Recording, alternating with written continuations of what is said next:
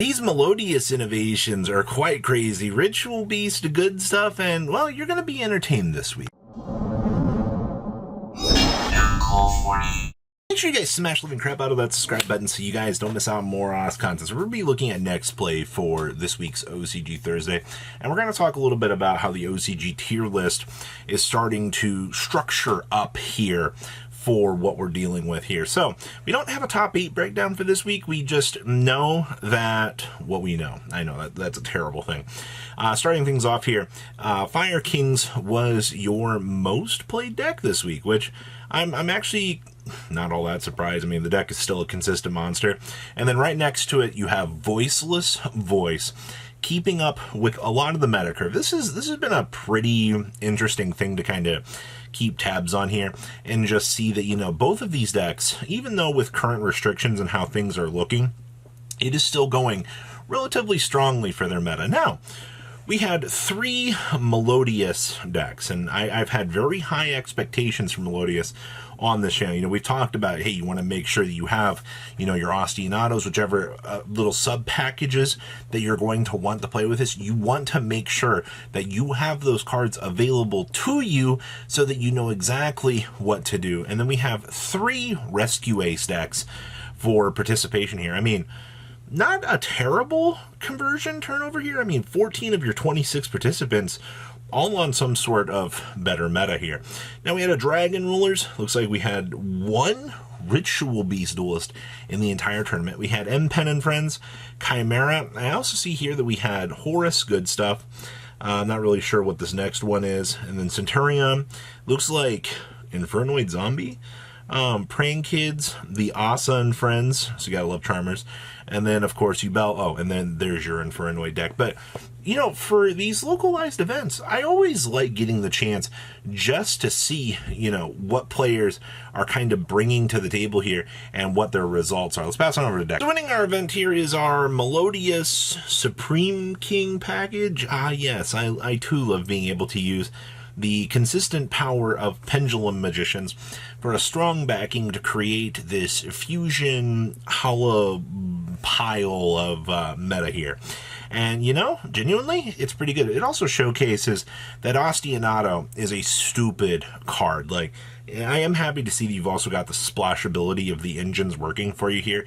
You know, especially with, you know, like the Supreme King package being a little bit smaller of a package, but the fact that, you know, I'm kind of curious to know if the TCG will be able to, you know, create something like this and be able to try this. You also do notice we are playing the Valence Field Spell interactions down there in the side deck as well. That's been something that we've kind of observed a little bit over time. I do like the idea of using, you know, the Valence stuff to kind of give you some interesting ideas, or at least, you know, pendulum up or crystallize something that you need for combo. Next up is our Ritual Beast special here. And, you know, 2-dimension shifters, still extremely good. Do keep in mind that most of these builds have went to just playing the 1 steed. I know very early on a lot of people were like, hey, you know, like, you're just going to go through multiple steeds. You know, it's a cool idea that you can effectively loop these, be able to set these up and do kind of everything that you want to do. I like the idea behind that, but for the most part, it's not really stuck around. Now, we're also still playing double E-Telly, which I do think is fine. I guess I know a few people are going to be like, well, I'm going to TCG version, I'm going to want to play, you know, 3 E-Telly, I'm going to want to play 3 Shifter. I mean, sure, all right, there are going to be differences in our meta builds for sure, but, you know, as a baseline for the things that you want to test, honestly, this doesn't look like a terrible way to get you started for this. Now, this one shocked me. We had a Rescue Ace deck showing back up, and this is kind of one of the things I was looking at least in terms of our meta here. You know, the fact that when you start to strip down the Diabellstar package and you start seeing the reduction in the consistency of the top end of fire, you know, Rescue Ace just feels like that deck that returns back into the pool of things because of the way or how consistent that the deck can be. Now, do keep in mind, I mean, build's still playing the triple bonfire. You do want to make sure you do get your special or searches. You still do have Pobler and Friends getting your interactions going. And this build is choosing to play droplets here for your board breaking prowess. Not too terrible. And of course, I do see honestly, this is pretty standard for what I feel like you would want to try to play here. Yeah, I don't really see anything too crazy. I guess it just proves how consistent that this deck can actually be. Centurion. Hey, the cool thing I will say about this deck is, after everything, losing King Calamity in the OCG side of things, it is pretty cool to still see that, the Gas level 12 deck can still do its thing. And do keep in mind, this build is actually playing the Packbit down here. So one of the things that we initially wanted to see was Packbit getting the chance to kind of showcase its overall power in the meta. And I think, having it be a level 8 that you can access is pretty good. The build is doing the classic Horus package in here as well. We've definitely seen that the TCG side of things has absolutely loved having access to that Horus package, and for those key consistency options for you to definitely be able to do your thing. We are playing one of the Centurion trap cards in here as well. We're not doing the counter trap card. Counter trap is down in the side deck, which is fine. Still must be nice to have red reboot along the way for you to do your thing. And we are citing the heavy storm to give you that board breaking power that you need.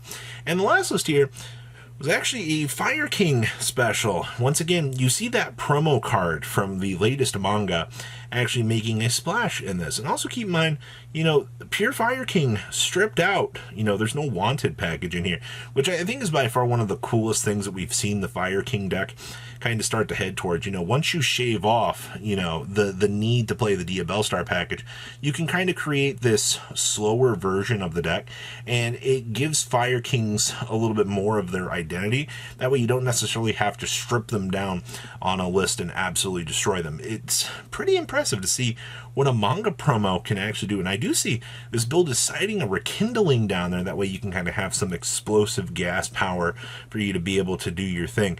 I do like that idea. Also, the promo giving life to the original Garunix is actually pretty cool to see. So I'm very happy to see, what's going on with this. Now we're going to pass on over to a tier list. So this was a very early tier list that's kind of been floating around out here. And I wanted to talk about this for the OCG because I genuinely think it's interesting to see, their very early thoughts on, what they're expecting in their meta. And with Voiceless Voice being projected to be at the top, I'm not all that surprised. I mean, that deck is just a consistent nightmare. Now, out of this tournament, obviously, that wasn't the case, but consistency is always going to be very important. And same thing up here as well. When you're looking at the Rescue Ace deck, this deck being able to turbo through these crazy resources and put this pressure on your opponent. Set 4 is a incredibly scary thing, and it genuinely, it's not all that surprising. Obviously, emergency being limited does tend to hurt a lot of this. But okay, now we move down here. You do see we're still projecting the Snake Eyes variations of the deck to be a little bit higher. Surprisingly enough, I haven't really seen a lot of that.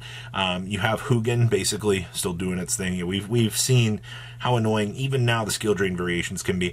And of course, the Yubel variants being very high up here.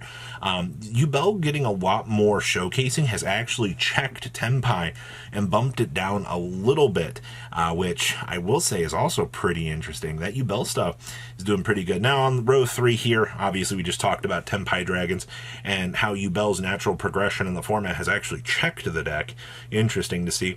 And then of course, Flamberge Dragon and Diabellstar definitely getting checked a little bit here. And then it looks like the Unchained Labyrinth builds and the Melodious hybrid decks for Pendulum still kind of showcasing and doing a little bit down here. Now, we do see the Illusion Toolbox down here on the 4th row, which is kind of interesting. Pure Fire King, as we're going to call it now with the promo, has also kind of developed into something a little bit more interesting. Being able to once again have that deck have its own identity away from the rest of the meta, I think is pretty good. Adamancipator, Vernal Sif, still basically Earth Toolbox, good stuff. And Flu has been a very strong anti-meta contender in the OCG. I'm actually surprised they put it so low. And then we have Pendulum Magicians, some Ritual Beast, good stuff on the bottom, solid, and then Mere Jade and Friends on the last row. But, seeing the shifts here, now remember, this is all pre-Infinite Forbidden. Things will start to shape up here in a couple weeks, and we'll start to see, some key differences in evaluation changes along the way. But, Pure Fire King having its own identity is actually quite nice. So that is everything that we have for this OCG Thursday. Please leave a comment down below. Tell me what you guys think. I know it's a much different segment than what you're used to having, but hope you guys enjoyed. Peace out, guys. Patrons, thank you.